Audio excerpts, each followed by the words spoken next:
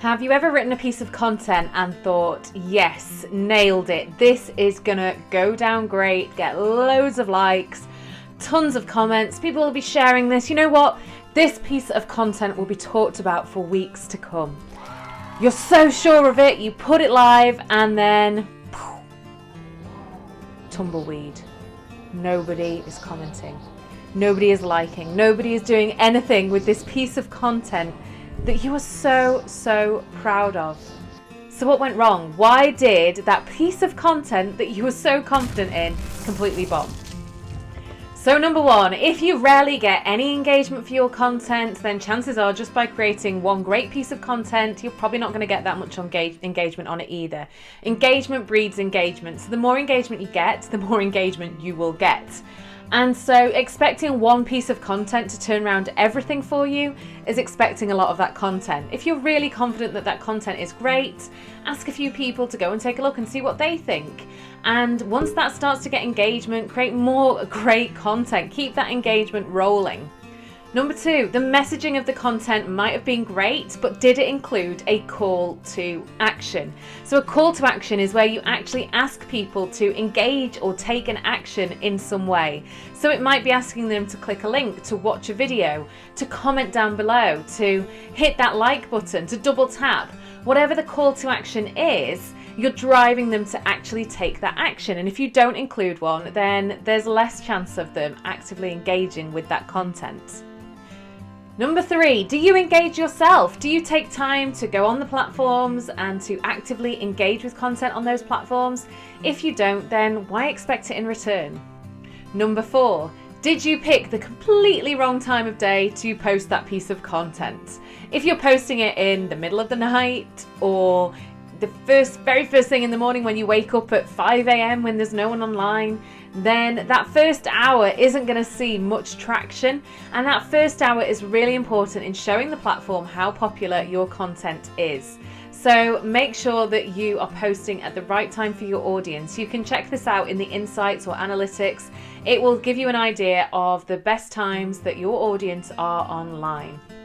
Number six, does your piece of content include a link? Most platforms really don't like links because links drive people away from that platform and they want to keep people on that platform. There are little tricks around this. So for example, let's say it's a LinkedIn post, you could put the link in the comments and you could tell people in that post that they should head to the link in the comments to find out more. Number seven, are you putting yourself in the shoes of your audience? Just because you think it's a great piece of content doesn't mean it's something that necessarily resonates with your audience.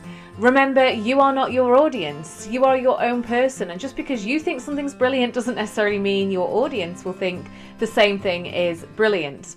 So you need to be paying attention to what your audience resonates with most from your content. What do they engage with the most? What seems to get the biggest impact from them? And create more content like that rather than the type of content that you want to share, which might be a complete disconnect from what your audience actually want to see. Number eight, was the language you used just not inspiring or captivating enough, even if the message was quite a strong message? Was the language a little bit too stuffy and too professional and not conversational and not heart focused?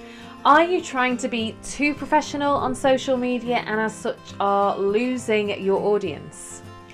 Number nine, did you format it in a nice, easy to read way? Was it split into paragraphs or was it one huge continuous prose that just looked way too daunting for anyone to sit through and read? Was it a video that was way too long and there was no chance of anyone sitting through it?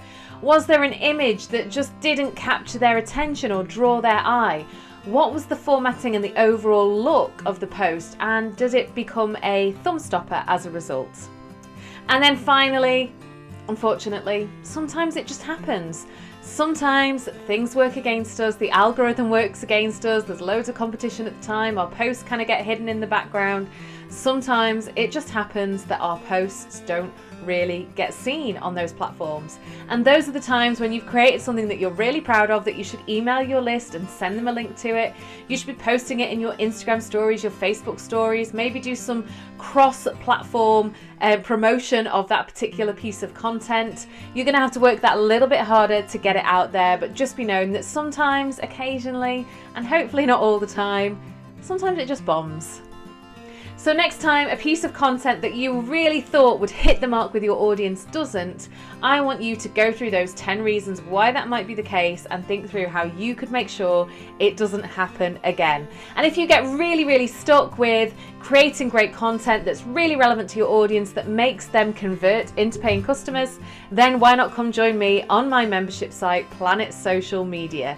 To find out more and to sign up, just head to this link. See you later.